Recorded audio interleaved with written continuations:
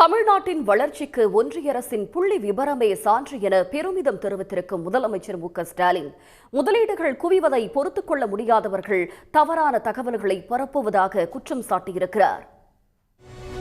கோவையில் தொழில் முதலீட்டு ஊக்குவிப்பு மற்றும் வர்த்தகத்துறை சார்பில் நடைபெறும் TN ரைசிங் முதலீட்டாளர்கள் மாநாட்டை முதலமைச்சர் மு.க.ஸ்டாலின் தொடங்கி வைத்தார்.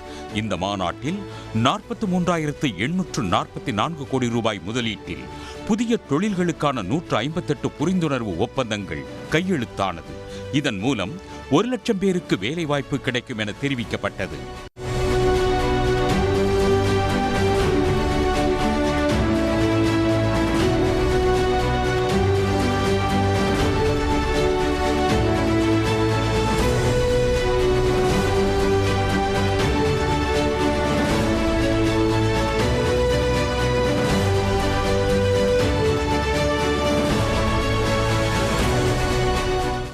மேலும் கோவை மாவட்டத்தில் 2 திறன்மிகு மையங்கள் அமைக்க முதலமைச்சர் மு.க.ஸ்டாலின் அடிக்கல் நாட்டினார்.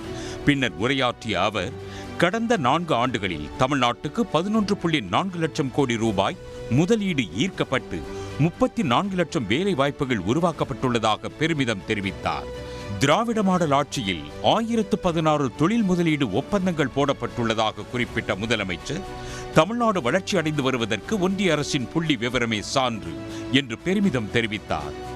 தமிழ்நாட்டோட வளர்ச்சியை பிடிக்காதவங்க அரசியல் காரணங்களுக்காக தவறான டேட்டாவையும் தவறான நியூஸையும் பரப்புறாங்க. ஆனா உண்மையான டேட்டாவை சொல்றேன்.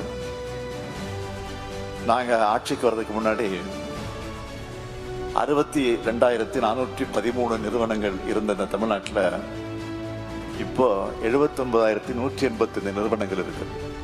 அதாவது 16,772 நிறுவனங்கள் அதிகரிச்சிருக்கு.